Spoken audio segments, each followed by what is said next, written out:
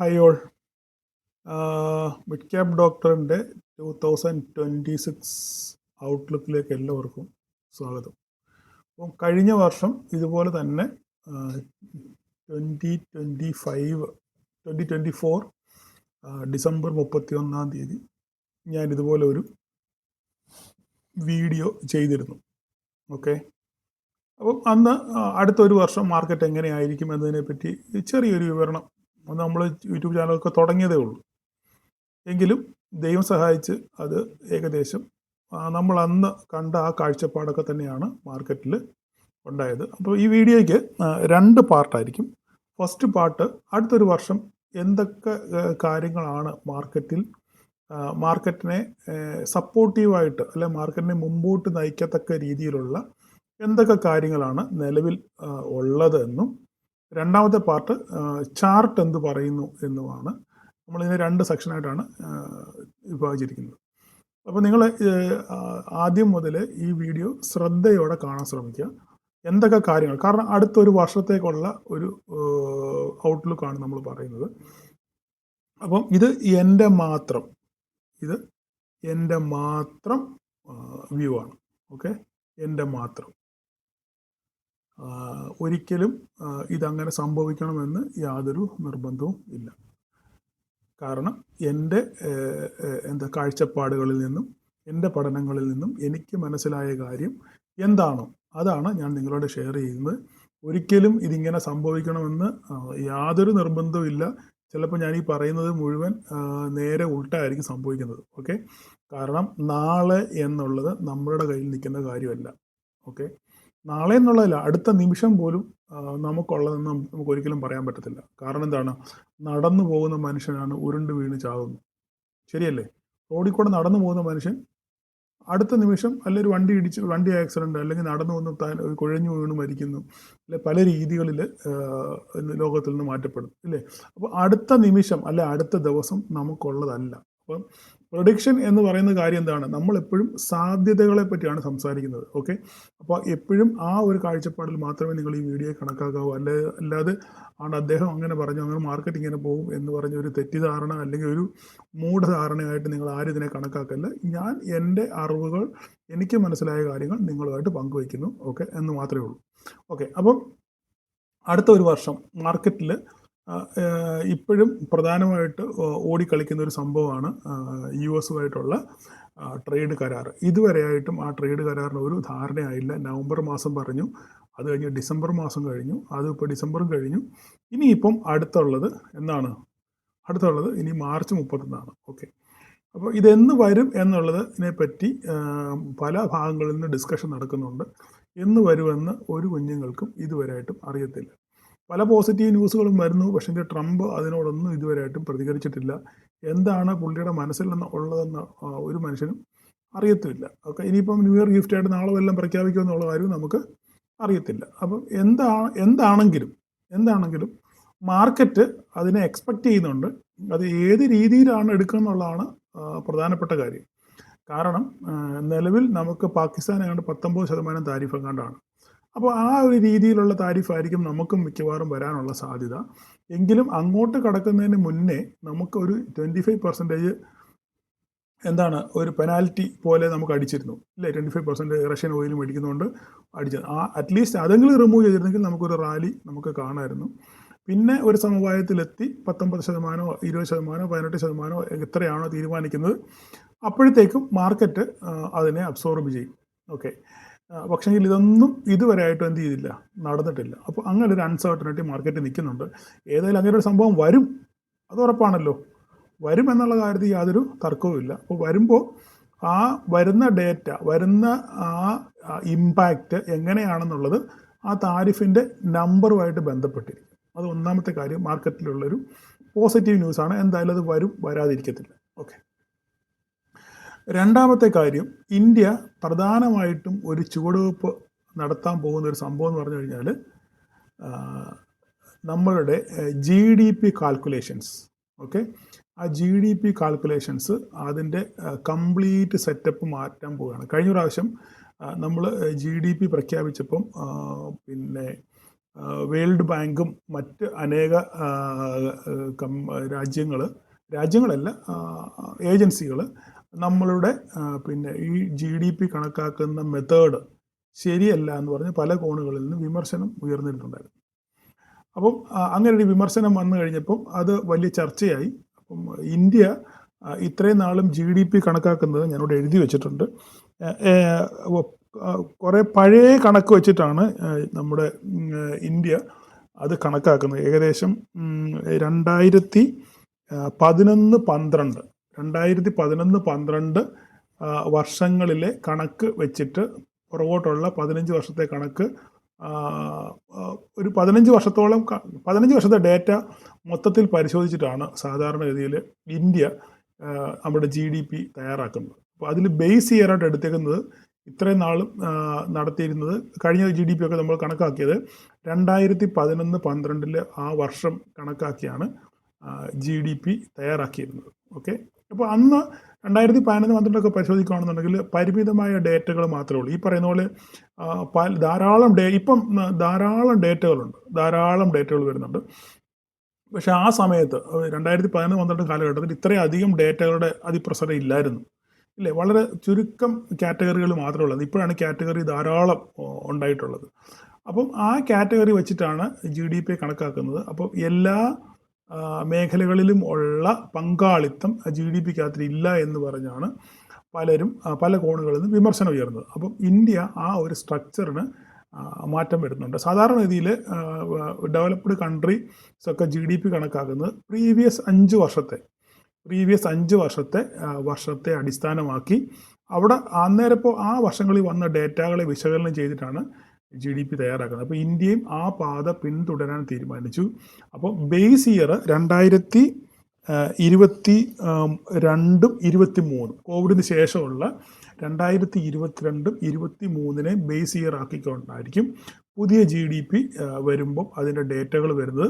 അത് എനിക്കൊന്ന് ഫെബ്രുവരി 27 ആയിരിക്കും നമ്മുടെ ന്യൂ GDP ഡേറ്റ വരുന്നത്. ആ ന്യൂ GDP ഡേറ്റ വരുമ്പോൾ ഈ ബേസ് ഇയർ 2022-23 ബേസ് ഇയർ ആക്കിക്കൊണ്ട് കഴിഞ്ഞ 5 വർഷത്തെ ഡേറ്റകളെ വിശകലനം ചെയ്തിട്ടായിരിക്കും നമ്മളുടെ GDP വരുന്നത്. അങ്ങനെ GDP വരുമ്പോൾ നമ്മുടെ GDPയുടെ ഫിഗർ കൂടാനുള്ള സാധ്യതയാണ് ഉള്ളതെന്നാണ് അനലിസ്റ്റുകൾ പറയുന്നത്. ഞാൻ പറയുന്നതല്ല, അനലിസ്റ്റുകൾ പറയുന്നത്. ഞാൻ വായിച്ച് മനസ്സിലാക്കിയ സംഭവമാണ്. നിങ്ങൾക്ക് സംശയം ഉണ്ടെന്നുണ്ടെങ്കിൽ നിങ്ങൾ ജസ്റ്റ് പോയി ഗൂഗിളിൽ ഒന്ന് സെർച്ച് ചെയ്ത് നോക്കുക. അപ്പോൾ നിങ്ങൾക്ക് ഇതിനെപ്പറ്റി അറിയാൻ പറ്റും. പിന്നെ GDP എങ്ങനെയാണ് കാൽക്കുലേറ്റ് ചെയ്യുന്നതെന്നുള്ള ജസ്റ്റ് ഗൂഗിളിൽ നിന്ന് അടിച്ചു നോക്കിയാൽ മതി. നിങ്ങൾക്കത് മനസ്സിലാവും. ഓക്കെ, അപ്പം ഇതൊരു വലിയൊരു ഫാക്ടറാണ്. അങ്ങനെയാണെന്നുണ്ടെങ്കിൽ ഇപ്പം പല കോണുകളിൽ നമുക്ക് വിമർശനം വന്നല്ലോ. ആ വിമർശനത്തെ അടിസ്ഥാനമാക്കി നമ്മൾ പുതിയ രീതിയിൽ എല്ലാവരും ചെയ്യുന്ന രീതിയിൽ തന്നെ നമ്മളും GDP ഡേറ്റ കാൽക്കുലേറ്റ് ചെയ്യുമ്പോൾ അങ്ങനെ അതിനൊരു പോസിറ്റീവ്നെസ് വളരെ കൂടുതലാണ്. നമ്മുടെ GDP കൂടാനുള്ള സാധ്യതയാണ് ഉള്ളതെന്നാണ് അനലിസ്റ്റുകൾ പറയുന്നത്. അതൊരു പ്രധാനപ്പെട്ട ഒരു ഘടകമാണ് നമ്മുടെ മാർക്കറ്റിനെ മുന്നോട്ട് പറപ്പിക്കാനുള്ള ഒരു എന്താ പറയുന്നത്, ഒരു ഘടകമാണ്. അപ്പോൾ തന്നെ അങ്ങനെ വരുമ്പോൾ FIS തിരിച്ചു വരാനുള്ള സാധ്യത ഉണ്ട്. അപ്പോൾ FIS എന്തുകൊണ്ടാണ് ഇപ്പോൾ കഴിഞ്ഞ 2 വർഷം കൊണ്ട് തന്നെ FIS കണ്ടമാനം വിറ്റ് നമ്മളെ ഒരു വഴിയാക്കിയേക്കാണ്. അതിനനുസരിച്ച് DIS വാങ്ങിക്കുകയും ചെയ്യുന്നുണ്ട്, ഇല്ലേ? അപ്പോൾ ഇതിനെങ്ങനെയാണ് ഒരു അന്ത്യം വരുന്നതെന്നുള്ളതാണ് അടുത്തൊരു ക്വസ്റ്റ്യൻ. എല്ലാവരുടെയും ഒരു ചോദ്യമാണ്, എന്ന് ഈ FIS ഈ വിൽപ്പന നിർത്തും, എന്നവർ വാങ്ങി തുടങ്ങും എന്നുള്ളൊരു ചോദ്യം. അപ്പം അതിനുള്ള ആൻസർ എന്ന് പറഞ്ഞു കഴിഞ്ഞാൽ നെക്സ്റ്റ് ക്വാർട്ടർ, അതായത് Q3, Q4, അതായത് കഴിഞ്ഞ കാലങ്ങളിൽ കഴിഞ്ഞ 2-3 ക്വാർട്ടറിലെ റിസൾട്ടുകളൊക്കെ വളരെ മോശമായിരുന്നു. പക്ഷെങ്കിൽ ഇനിയും വരുന്ന കാരണം എന്താ, കഴിഞ്ഞ ഒരു വർഷമായിട്ട് നമുക്ക് മാർക്കറ്റിൽ ഒരു കൺസോളിഡേഷൻ മോഡിലായിരുന്നു, ഇല്ലേ? മാർക്കറ്റ് എങ്ങോട്ടും പോയില്ല. കഴിഞ്ഞ സെപ്റ്റംബർ മുതൽ ഇങ്ങോട്ട് നോക്കുകയാണെന്നുണ്ടെങ്കിൽ, ജൂലൈ, ഓഗസ്റ്റ്, സെപ്റ്റംബർ മുതൽ ഇങ്ങോട്ട് നോക്കുകയാണെന്നുണ്ടെങ്കിൽ കഴിഞ്ഞ ഈ വർഷം വരെ market all time high break ചെയ്ത് പോയിട്ടില്ല, ഇല്ലേ? അവിടെ ടച്ച് ചെയ്ത് വീണ്ടും തിരിച്ചു വന്നേക്കുവാണ്. അപ്പം തത്വത്തിൽ നോക്കുകയാണെന്നുണ്ടെന്നുണ്ടെങ്കിൽ നമുക്ക് വലിയ നേട്ടമൊന്നും നിഫ്റ്റി തന്നിട്ടില്ല, ഒരു കൺസോളിഡേഷൻ മോഡിൽ ആണ്. അപ്പോൾ അങ്ങനെ ഒരു കൺസോളിഡേഷൻ മോഡിൽ പോയപ്പോഴത്തേക്കും നമ്മുടെ നിഫ്റ്റിയുടെ PE വാല്യൂ കുറച്ചൊരു കുറവൊന്നും വന്നിട്ടില്ല, ചെറുതായിട്ടൊന്ന് കുറഞ്ഞിട്ടുണ്ട്. അത് FISനെ തിരിച്ച് കൊണ്ടുവരാനുള്ളൊരു സാധ്യത ഉണ്ട്. അത് മാത്രമല്ല, നമ്മുടെ Q3 റിസൾട്ട് വരുമ്പോൾ ആ ഡേറ്റകളൊക്കെ നല്ലതാണെന്നുണ്ട്, ആ റിസൾട്ടുകൾ നല്ലതാകാൻ സാധ്യത വളരെ കൂടുതലാണ് അനലിസ്റ്റുകൾ പറയുന്നത്. അങ്ങനെ Q3യും Q4ലെ റിസൾട്ടുകൾ നന്നായിരുന്നാൽ FISകൾ നമ്മുടെ മാർക്കറ്റിലോട്ട് തിരിച്ചു വരും എന്നുള്ളൊരു ശ്രുതി ഉണ്ട്. അങ്ങനെ സംഭവിക്കാനുള്ള സാധ്യതകളും വളരെ കൂടുതലാണ്. ഓക്കെ, കാരണം ഇന്ത്യ ഒരു എമർജിങ് മാർക്കറ്റാണ്.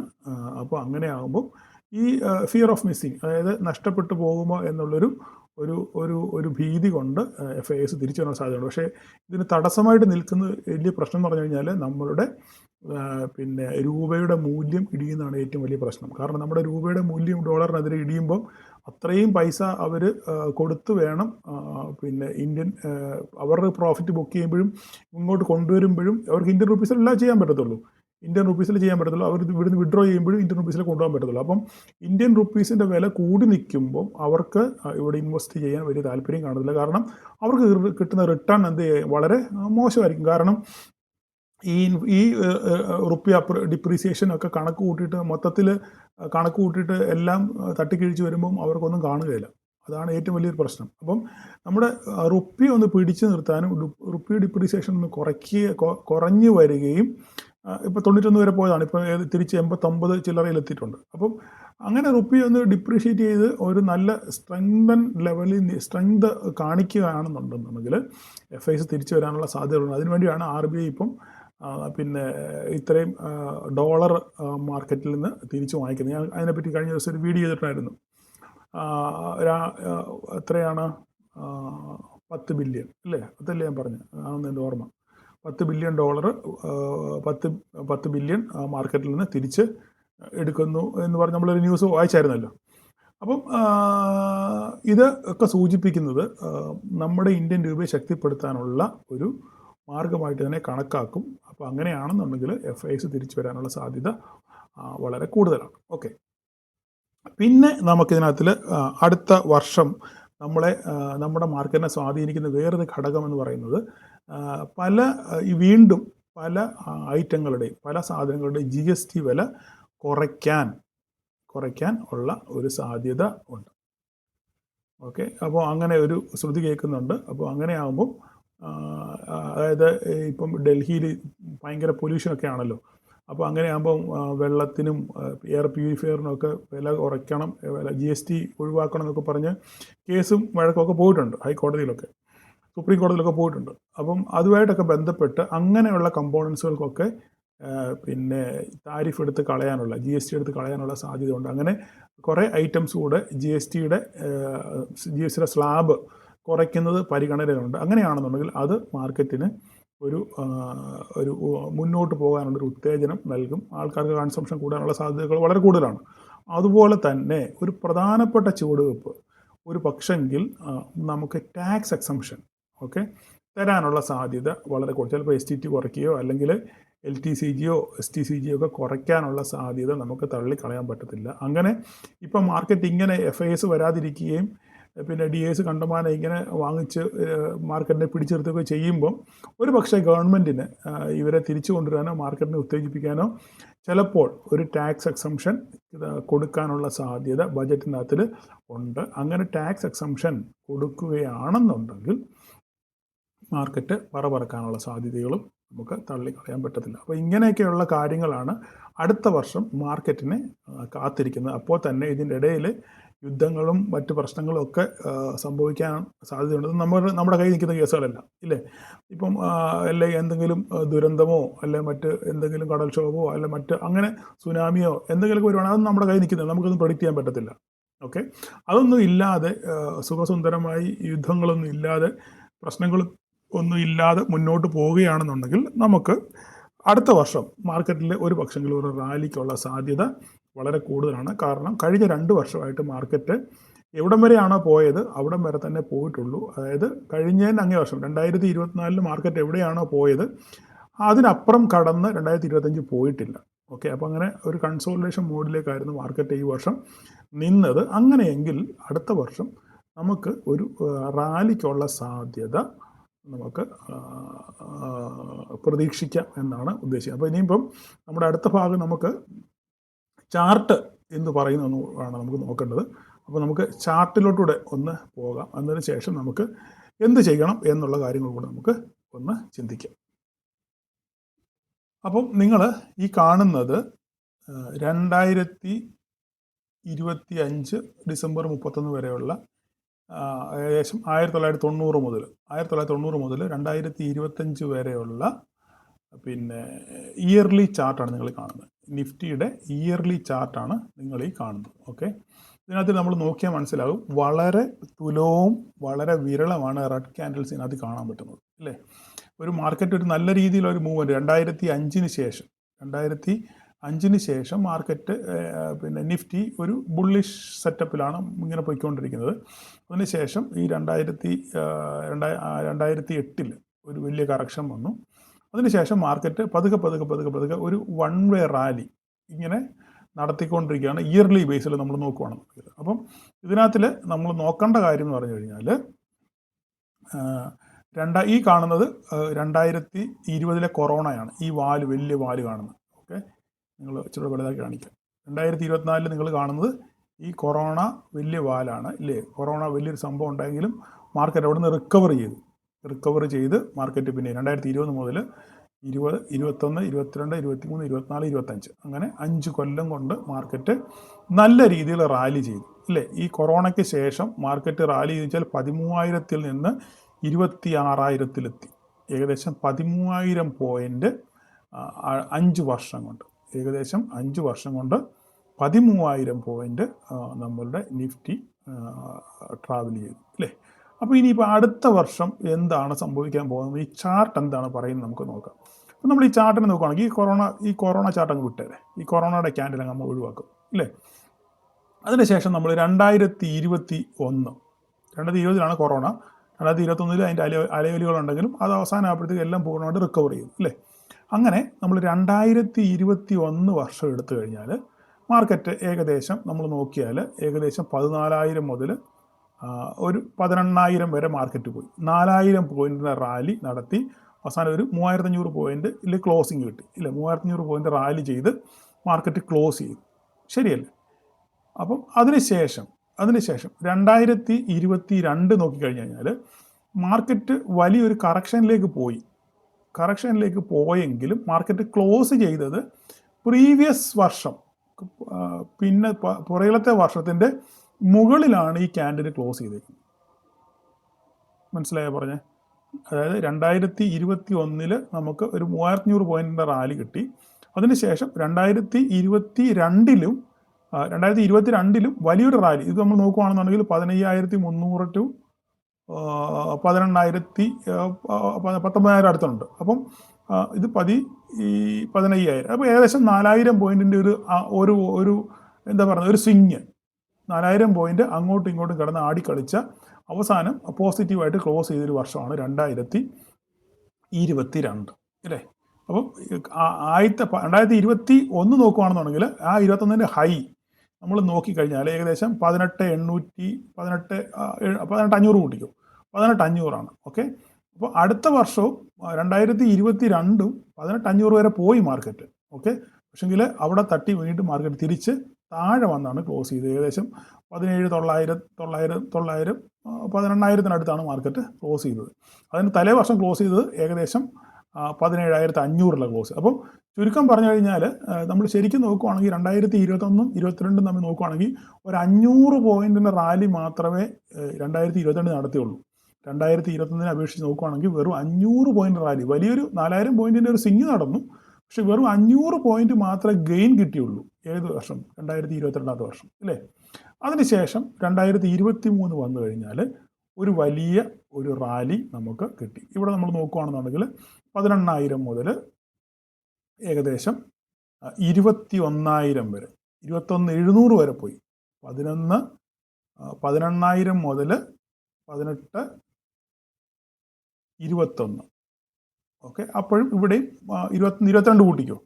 ഇവിടെ 4,000 പോയിന്റ്, 3,750 പോയിന്റിൻ്റെ റാലി നമുക്ക് എന്ന് കിട്ടി? 2023 കിട്ടി, ഇല്ലേ? അപ്പോൾ ഇവിടെ 3,500 കിട്ടി, ഇവിടെ വെറും 500 കിട്ടി, ഇവിടെ വീണ്ടും ഒരു 3,500 പോയിന്റിനടുത്തുള്ള റാലി നമുക്ക് ഇവിടെ കിട്ടി. അപ്പോൾ ഇനിയിപ്പം അതിൻ്റെ അടുത്ത വർഷം 2024, അല്ലേ? 2024 ഈ പറയുന്ന പോലെ തന്നെ 21,700 മുതൽ മാർക്കറ്റ് 26,000 വരെ പോയി. 21,700 മുതൽ 26,000 വരെ, 22,400, 26. ഇവിടെ ഏകദേശം ഒരു 4,000 പോയിന്റിന്റെ റാലി 2024 നടന്നു. നിങ്ങൾ ശ്രദ്ധിച്ച് കേൾക്കണം ഞാൻ എന്താ പറയാൻ പോകുന്നത്. 2024 ഏകദേശം ഒരു 4,000 പോയിന്റിന്റെ റാലി നടന്നു. ഓക്കെ, ഇതിന്റെ സ്വിങ് നോക്കുകയാണെന്നുണ്ടെങ്കിൽ റാലി ഒരു സ്വിങ് നടന്നെങ്കിലും ആക്ച്വൽ പോയിന്റ് ഗെയിൻ ചെയ്തത് 21,700-ഉം 23,700, 2,000 പോയിന്റിന്റെ ഗെയിനേ കിട്ടിയുള്ളൂ. 4,000 പോയിന്റിന്റെ സ്വിങ് നടന്നു, അങ്ങോട്ടും ഇങ്ങോട്ടും ആടിക്കളിച്ചു, പക്ഷെ വെറും ഗെയിൻ കിട്ടിയത് 2,000 പോയിന്റ് മാത്രമേ. അപ്പോൾ നമ്മൾ കണക്ക് കൂട്ടിക്കോണം. ഇവിടെ 3,500 പോയിന്റ് ഗെയിൻ കിട്ടി, ഇവിടെ 500 പോയിന്റ് ഗെയിൻ കിട്ടി, ഇവിടെ 3,500 എത്രയാണ്, 18 3 21 3,500 പോയിന്റ് ഗെയിൻ കിട്ടി. ഇവിടെ വന്ന് നോക്കുമ്പോൾ നമുക്ക് ആകെ കിട്ടിയ ഗെയിൻ എന്ന് പറഞ്ഞു കഴിഞ്ഞാൽ 21,700-ഉം 23,500. 2,000 പോയിന്റിന്റെ ഗെയിൻ മാത്രമേ എവിടെ കിട്ടിയുള്ളൂ, 24-ൽ കിട്ടിയുള്ളൂ. മനസ്സിലായോ പറഞ്ഞേ? അപ്പോൾ ഇനി 25-ലോ, 25-ല് മാർക്കറ്റ് 21,800 മുതൽ 26,000 നമ്മൾ കൂട്ടിക്കോ, 22,400, ഒരു 4,200 പോയിന്റിന്റെ സ്വിങ് നടന്നു 2025-ല്. നിങ്ങൾക്ക് മുഷിപ്പ് പോകുന്നതായിരിക്കും, പക്ഷെ ശ്രദ്ധിച്ച് കേൾക്കാൻ ഞാൻ എന്താ പറയുന്നുള്ളത്. 4,000 പോയിന്റിന്റെ 23,600, 26,000, ഒരു 3,500 പോയിന്റിന്റെ ഒരു റാലി, 3,500 പോയിന്റിന്റെ ഗെയിൻ നമുക്ക് ഈ വർഷം നമുക്ക് കിട്ടി. 3,500 പോയിന്റിന്റെ ഗെയിൻ കിട്ടി. പക്ഷെ കഴിഞ്ഞ വർഷം നമ്മൾ നോക്കുകയാണെന്നുണ്ടെങ്കിൽ ഈ പറഞ്ഞ പോലെ കഴിഞ്ഞ വർഷം 26,000 വരെ മാർക്കറ്റ് പോയതാണ്. പിന്നെ അവിടെ താഴെ വന്നിട്ടാണ് ഇത് ക്ലോസ് ചെയ്തത്.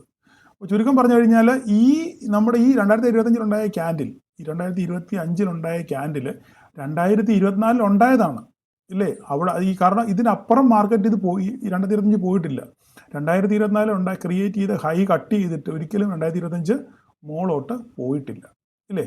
ഇതിനകത്ത് തന്നെയാണ് മാർക്കറ്റ് നിൽക്കുന്നത്. അപ്പോൾ ദാറ്റ് മീൻസ് ഒരു വലിയ നേട്ടങ്ങളൊന്നും ഉണ്ടാകാൻ വലിയ നമുക്ക് മേന്മ പറയാനൊന്നും ഇല്ല 2025-ൽ ഇല്ലേ? നേട്ടങ്ങൾ ഒന്നും തന്നിട്ടില്ല. നമുക്ക് തന്നെ അറിയാം എന്താണ് മാർക്കറ്റിൽ സംഭവിച്ചെന്നുള്ള കാര്യം.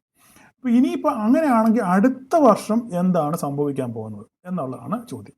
അപ്പോൾ നമ്മളെ ഇവിടെ ഒരു കാര്യം നോക്കുകയാണെന്നുണ്ടെങ്കിൽ 2021-ലെ ക്യാൻഡിലും 2022-ലെ ക്യാൻഡിലോട് എടുത്തു നോക്കിക്കഴിഞ്ഞാൽ 2021-ലുണ്ടായ ക്യാൻഡിലിന് ശേഷമുണ്ടായ 2022-ലെ ക്യാൻഡിൽ 2021-നകത്ത് ക്ലോസ് ചെയ്തു. മനസ്സിലായോ പറഞ്ഞേ? 2021-ലുണ്ടായ ക്യാൻഡിൽ അതിൻ്റെ ഹൈയും ലോയും നോക്കുകയാണെന്നുണ്ടെങ്കിൽ 2022-ൽ ഉണ്ടായ ക്യാൻഡിൽ ഈ ഹൈക്കകത്താണ് ക്ലോസ് ചെയ്തേക്കുന്നത് അല്ലേ? പ്രീവിയസ് ഹൈക്കകത്താണ് ഈ ക്യാൻഡിൽ ക്ലോസ് ചെയ്തേക്കുന്നത്. ചുരുക്കം പറഞ്ഞു കഴിഞ്ഞാൽ ഇവിടെ നേട്ടങ്ങളൊന്നും ഉണ്ടായിട്ടില്ല. ഈ 2021-ൽ എവിടെയാണ് ഹൈ പോയത് ആ ഹൈക്കകത്താണ് ഈ ക്യാൻഡിൽ ക്ലോസ് ചെയ്തേക്കുന്നത് അല്ലേ? അതിനുശേഷം ഒരു റാലി കിട്ടി. ആ റാലിയുടെ ഹൈറ്റ് എത്രയാണ്? ആ റാലിയുടെ ഹൈറ്റ് എന്ന് പറഞ്ഞു കഴിഞ്ഞാൽ ഈ പറയുന്ന ഇവിടെ മുതൽ നമുക്ക് നോക്കിക്കഴിഞ്ഞാൽ ഇത് 4,532 ആണ്. ഓക്കെ, ഈ 4,532 ഈ ഹൈ ആണ് ഇവിടെ കിട്ടിയിരിക്കുന്നത്. കണ്ടോ? എന്നിട്ട് അവൻ്റെ മുകളിലൊരു വിക്കുണ്ട് കേട്ടോ, അതുകൊണ്ട് നിങ്ങളത് കാണാത്ത. ഇതിൻ്റെ മുകളിൽ നമ്മൾ നോക്കിക്കഴിഞ്ഞാൽ ഈ കറക്റ്റ് ഇവിടെ എത്രയാണോ കിട്ടിയത് ഇവിടെ കണ്ടോ, ഇവിടെ എത്രയാണോ റാലി നടന്നത് ആ റാലിയാണ് ഇവിടെയും നടന്നത്.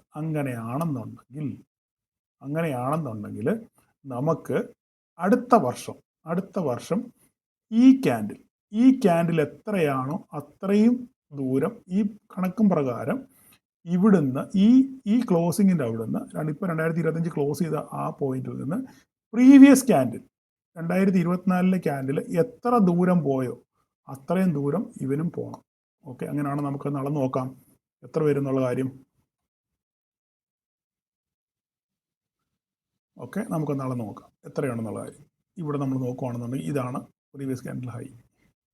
ഇവിടെ മുതൽ നമ്മൾ നോക്കിയാൽ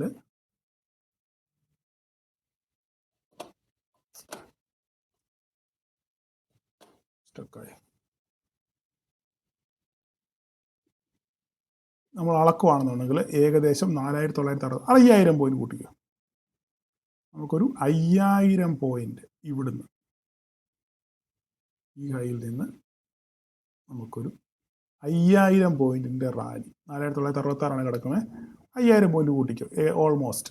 ഓക്കെ, നമുക്ക് ഒരു 5000 പോയിന്റിൻ്റെ റാലി ഇവിടെ നിന്ന് ഇങ്ങോട്ട് കിട്ടാനുള്ള സാധ്യതയുണ്ട്. അപ്പോൾ നിങ്ങൾ ഞെട്ടും, നിങ്ങൾ ബോധം കെട്ടുന്ന വീടല്ലേ. അപ്പോൾ 31,200. ഓക്കെ, അപ്പോൾ അങ്ങനെയാണെന്നുണ്ടെങ്കിൽ 31,200 വരെ മാർക്കറ്റ് പോകാനുള്ള സാധ്യത ഉണ്ട്. എങ്ങനെ? നമ്മൾ ഈ ക്യാൻഡിലിൻ്റെ കണക്ക് വെച്ച് കണക്ക് കൂട്ടിയാൽ 33,200. ഓക്കെ, 33,200 തന്നെ നമുക്ക് റൗണ്ട് ഫിഗർ ആക്കാം. ഇത് വർഷക്കണക്കല്ലേ, അപ്പോൾ നമുക്കതൊരു റൗണ്ട് ഫിഗർ ആക്കിയേക്കാം. 2031,200, 2200. ഓക്കെ, 200. അപ്പം മാർക്കറ്റ് അടുത്ത വർഷം 2026 31,200 വരെ പോകാനുള്ള സാധ്യത ഉണ്ട് എന്നാണ് ഈ കണക്കും പ്രകാരം സൂചിപ്പിക്കുന്നത്. അപ്പോൾ ഇവിടുന്ന് ഇങ്ങനെ ഒരു റാലി നടക്കണം. ഇത് മാർക്കറ്റ് ഇവിടെ 31,200 പോയി ക്ലോസ് ചെയ്യുന്നുള്ളതല്ല. ഒരു പക്ഷേ മാർക്കറ്റ് പോയാലും മുകളോട്ട് പോയാലും മാക്സിമം ടു മാക്സിമം പോകാൻ പറ്റുന്നത് 31,200 വരെയാണ്. ഈ കണക്കും പ്രകാരം, ക്യാൻഡിലിൻ്റെ കണക്കും പ്രകാരം 31,200 വരെ മാർക്കറ്റ് പോകണം. എങ്കിൽ നമുക്ക് എന്താ പറയുന്നത്, ക്ലോസിംഗ് ബേസിസിലല്ല ഞാൻ പറയുന്നത്. മാർക്കറ്റ് മാക്സിമം ടു മാക്സിമം പോയി ടച്ച് ചെയ്ത് ചിലപ്പോൾ മാർക്കറ്റോട് തിരിച്ചു വരുമായിരിക്കും, അത് നമുക്കറിയത്തില്ല. എന്തായാലും മാക്സിമം പോയാലും 31,200 വരെ പോകാനുള്ള സാധ്യതയാണ് ഉള്ളത്. ഓക്കെ, പക്ഷെങ്കിൽ ഇനിയിപ്പോൾ എൻ്റെ കണക്കും പ്രകാരം, ഇനിയിപ്പോൾ ഞാൻ എൻ്റെ ഒരു പ്രഡിക്ഷൻ പറയുവാണെന്നുണ്ടെങ്കിൽ മാർക്കറ്റ് ഏകദേശം മേലോട്ട് പോയാലും 31,200 വരെ ഒരു പക്ഷേ പൊയ്ക്കോട്ടെ, അത് നമ്മുടെ വിഷയമല്ല. പക്ഷെ മാർക്കറ്റ് ക്ലോസ് ചെയ്യുന്നത്, അടുത്ത വർഷം മാർക്കറ്റ് ക്ലോസ് ചെയ്യുന്നത് 28,500 താഴെ മാത്രമേ മാർക്കറ്റ് ക്ലോസ് ചെയ്യാനുള്ള സാധ്യത വളരെ, എൻ്റെ കണക്ക് പ്രകാരം 28,500 28,500 എന്ന് പറയുന്നത്, സോറി 28 അല്ല, 29,500 29,500 29,500. ഓക്കെ, ഈ 29,500 താഴെയായിരിക്കും അടുത്ത വർഷം മാർക്കറ്റ് ക്ലോസ് ചെയ്യുന്നത് എന്നാണ് എൻ്റെ ഒരു നിഗമനം. എൻ്റെ എളിയ നിഗമനമാണ്. തെറ്റിപ്പോകാൻ സാധ്യത വളരെ കൂടുതലുണ്ട്. നിങ്ങളെല്ലാം കൂടെ അടുത്ത് തന്നെ പൊങ്കാലയിടല്ലേ. എനിക്ക് പറയാനുള്ള കാര്യം ഞാൻ ജസ്റ്റ് പറഞ്ഞു എന്ന് മാത്രമേ ഉള്ളൂ. ഇത് തെറ്റിപ്പോകാം, ഞാൻ ദൈവമല്ല. എൻ്റെ പഠനവും എൻ്റെ ചെറിയ ബുദ്ധിയും വെച്ച് ഈ ക്യാൻഡിലുകളുടെ സ്വഭാവങ്ങൾ വെച്ചിട്ട് ഞാൻ പറഞ്ഞ ഒരു സംഗതിയാണ് ഇത്. 29,500 താഴെ ഒരു പക്ഷെങ്കിൽ അടുത്ത വർഷം മാർക്കറ്റ് ക്ലോസ് ചെയ്യാനുള്ള സാധ്യതയാണ് വളരെ, ചിലപ്പോൾ മുകളിലോട്ട് പോകുമായിരിക്കും, അത് ക്ലോസ് ചെയ്ത് മുകളിലോട്ട് പോകുമായിരിക്കും. പക്ഷേ ക്ലോസിങ് 29,500 താഴെ ആയിരിക്കും എന്നാണ് ഞാൻ വിശ്വസിക്കുന്നത്. ഓക്കെ, അപ്പോൾ മാർക്കറ്റ് ഇനിയിപ്പം നമ്മൾ ഇവിടുത്തെ മുകളിലത്തെ കണക്ക് മാത്രമേ പറഞ്ഞുള്ളൂ അല്ലേ. ഇനി അല്ല, മാർക്കറ്റ് താഴോട്ട് വരുവാണെന്നുണ്ടെങ്കിൽ ഇതാ ഈ 2024 ക്ലോസിങ്, 2024 ഈ ക്ലോസിങ് ആയിരിക്കും നമുക്കൊരു ബോട്ടം പറയാനുള്ളത്. 23,500. ഓക്കെ, 23,500 23,500. ഓക്കെ, അപ്പോൾ ക്ലിയർ ആയല്ലോ. 23,500 നമുക്ക് താഴോട്ടുള്ള ഒരു ബോട്ടം. മുകളിലോട്ടുള്ളത് 31,200. നമുക്ക് ക്ലോസിങ് മാർക്കറ്റ് ക്ലോസ് ചെയ്യാൻ സാധ്യതയുള്ളത് 29,500. ഇതായിരിക്കും ഈ അടുത്ത വർഷം എനിക്ക് പറയാനുള്ള എൻ്റെ കാഴ്ചപ്പാടെന്ന് പറയുന്നത് ഇതായിരിക്കും. അപ്പം ഇനിയിപ്പോൾ നമുക്ക് ഇതിനതിൽ ചെയ്യാനുള്ളൊരു കാര്യം എന്ന് പറഞ്ഞാൽ, കഴിഞ്ഞ വർഷം ഞാൻ പിന്നെ സ്ട്രാഡലിനെ സ്ട്രാങ്കിളിൻ്റെ കാര്യം പറഞ്ഞു. പക്ഷെങ്കിൽ ഇപ്പം നമുക്ക് അങ്ങനെ ഒന്നും പറയാനുള്ള അനുവാദമില്ല. അപ്പോൾ അതുകൊണ്ട് ഞാൻ കഴിഞ്ഞ വർഷം നമ്മൾ അങ്ങനെ പറഞ്ഞിരുന്നു, അങ്ങനെ ശരിയാവുകയും ചെയ്തു. പക്ഷേ ഈ പ്രാവശ്യം നമുക്ക് അങ്ങനെ പബ്ലിക്കായിട്ട് പറയാനുള്ള അനുവാദമില്ല. എനിക്ക് കിട്ടിയ സർട്ടിഫിക്കേഷൻ്റെ അടിസ്ഥാനത്തിൽ അങ്ങനെ പറയാനുള്ള ഒരു അനുവാദം എനിക്കില്ല. അതുകൊണ്ട് പബ്ലിക് പ്ലാറ്റ്ഫോമിൽ അങ്ങനെ ഒരു സ്ട്രൈക്ക് പറഞ്ഞുള്ളൊരു സെറ്റപ്പിന് ഞാൻ താല്പര്യപ്പെടുന്നില്ല. എങ്കിലും നിങ്ങൾക്ക് അനുയോജ്യമായ രീതിയിൽ നിങ്ങളുടെ ട്രേഡുകൾ ലോങ് ടേമിലൊക്കെ നിങ്ങൾക്ക് ഓപ്ഷൻസ് ട്രേഡുകളൊക്കെ നിങ്ങൾക്ക് പ്ലാൻ ചെയ്യാം. അപ്പം 23,500 ഈ 31,200 അടുത്ത വർഷത്തെ ഒരു റേഞ്ച്. ഓക്കെ, താഴോട്ട് പോയാൽ മാർക്കറ്റ് 23,500 വരെ, മുകളിലോട്ട് പോയാൽ 29,500 നമുക്കിവിടെ ഉണ്ട്. 29,500 താഴെ നിൽക്കുന്നതാണ് ഞാൻ പറയുന്നത്. ഇനിയും സപ്പോസ് മാർക്കറ്റ് 29,500 കടന്നു പോയാലും 33,200 വരെയൊക്കെ പോകാനുള്ള സാധ്യതകൾ മാത്രമേ ഉള്ളൂ. ഓക്കെ, അപ്പോൾ അടുത്ത വർഷം നമുക്ക് ഒരു ബുള്ളിഷ് റാലിക്കുള്ള എല്ലാ സാധ്യതകളും നമ്മുടെ മുന്നിൽ ഉണ്ട്. അപ്പം നമ്മളിനി എന്ത് ചെയ്യണം? അതാണ്. അപ്പോൾ ഈ കഴിഞ്ഞ ഒരു വർഷം നിങ്ങൾ പരിശോധിച്ച് കഴിഞ്ഞാൽ നമ്മുടെ സ്റ്റോക്കുകളൊക്കെ വളരെ മോശം റിട്ടേണുകളാണ് നമുക്ക് വന്നത്. എല്ലാവരുടെയും പോർട്ട്ഫോളിയോ വളരെ ചുവന്ന് തുടുത്തിരിക്കുകയാണ്, അല്ലേ? അപ്പം ഈ വർഷം നമ്മുടെ കയ്യിൽ ഇരിക്കുന്ന സ്റ്റോക്കുകളൊക്കെ നല്ല രീതിയിൽ നിങ്ങൾ ഫണ്ടമെൻ്റലി സ്ട്രോങ് ആയ സ്റ്റോക്കുകളാണ് നിങ്ങൾ ഹോൾഡ് ചെയ്യുന്നതെങ്കിൽ ആ സ്റ്റോക്കുകളൊക്കെ ഈ വർഷം പെർഫോം ചെയ്യാനുള്ള സാധ്യതകൾ വളരെ കൂടുതലാണ്. കഴിഞ്ഞ ഒരു വർഷം കൺസോളിഡേറ്റ് ചെയ്തതിൻ്റെ അടിസ്ഥാനത്തിൽ അതിൻ്റെ PE ഒക്കെ നല്ലൊരു കുറഞ്ഞു കാണും. അപ്പം അങ്ങനെയാണെന്നുണ്ടെങ്കിൽ ഈ വർഷം നമുക്ക് സ്റ്റോക്കുകളിലും ഒരു റാലി നമുക്ക് പ്രതീക്ഷിക്കാവുന്നതാണ്. അപ്പോൾ അതുകൊണ്ട് നിങ്ങളുടെ കയ്യിലുള്ള നല്ല ഫണ്ടമെൻ്റൽ സ്റ്റോക്കുകളൊക്കെ നിങ്ങൾക്ക് ആവറേജ് ചെയ്യുകയോ അല്ലെങ്കിൽ അതിൻ്റെ മൊമെൻറ്റം നോക്കി മുന്നോട്ട് അത് ഒരു ബ്രേക്കൗട്ട് നടത്തി മുന്നോട്ട് പോവുകയോ അല്ലെങ്കിൽ അത് മൂവ് ചെയ്യാൻ തുടങ്ങുകയൊക്കെ ചെയ്യുകയാണെന്നുണ്ടെങ്കിൽ നിങ്ങളുടെ കയ്യിലുള്ള സാധനങ്ങളൊക്കെ നിങ്ങൾക്ക് ആവറേജ് ചെയ്ത് നിങ്ങളുടെ പൊസിഷൻ സൈസിങ് നിങ്ങൾക്ക് അഡ്ജസ്റ്റ് ചെയ്യാവുന്നതാണ്. ഓക്കെ, അപ്പം ഏതൊക്കെ സെക്ടറാണ് പെർഫോം ചെയ്യുന്നതൊക്കെ നോക്കി നിങ്ങളുടെ ബുദ്ധിയും യുക്തിയും ഒക്കെ ഉപയോഗിച്ച് നിങ്ങൾക്ക് ആ കാര്യങ്ങൾ നിങ്ങളുടെ കയ്യിലുള്ള സ്റ്റോക്കുകളെ നിങ്ങൾക്ക് മാനേജ് ചെയ്യാവുന്നതാണ്. അപ്പം ഇതാണ് നമുക്ക് അടുത്ത വർഷം പറയാനുള്ള ഒരു റേഞ്ച്. ഇത് നമ്മളിനി എന്ത് ചെയ്യണം എന്ന് വെച്ച് കഴിഞ്ഞാൽ ഞാൻ പറഞ്ഞല്ലോ, ന്യായത്തെ മുറുകെ പിടിക്കുക. ഒരിക്കലും അന്ധമായി നമ്മൾ ഒരിക്കലും ഒരു സാധനം ഒരു സ്റ്റോക്കായാലും പിന്നെ ഓപ്ഷൻ ആയാലും വെറുതെ ആവശ്യമില്ലാതെ ഓക്കെ കയ്യിൽ ഹോൾഡ് ചെയ്ത് നഷ്ടം വരുത്തില്ല. കൃത്യമായ മാനദണ്ഡം പാലിച്ച് കൃത്യമായ ഇടവേളകളിൽ പ്രോഫിറ്റ് ബുക്ക് ചെയ്തിട്ട് റീഎൻട്രി ചെയ്യാൻ ശ്രമിക്കുക. ഓക്കെ, അപ്പോൾ കഴിഞ്ഞ വർഷം ന്യായം പാലിച്ചവർക്കറിയാം അത് എത്രമാത്രം എഫക്റ്റീവായിട്ട് നിങ്ങളുടെ ട്രേഡിംഗ് ലൈഫിൽ ആക്ട് ചെയ്യുന്നുള്ള കാര്യം. അതുകൊണ്ട് അങ്ങനെ ന്യായം പഠിച്ചവർ ഈ വർഷം വളരെ കൃത്യമായിട്ട് ന്യായമായിട്ടുള്ളത് കിട്ടിയാൽ മാർക്കറ്റിൽ നിന്ന് മാറി നിന്ന് കൃത്യമായ ഇടവേളകൾ കണ്ടെത്തി നിങ്ങൾ ട്രേഡ് ചെയ്യാൻ ശ്രമിക്കുക. അങ്ങനെ ട്രേഡ് ചെയ്ത് കഴിഞ്ഞാൽ നിങ്ങൾക്ക് ഒരു നല്ല ട്രേഡറായിട്ട് ശോഭിക്കാൻ പറ്റും.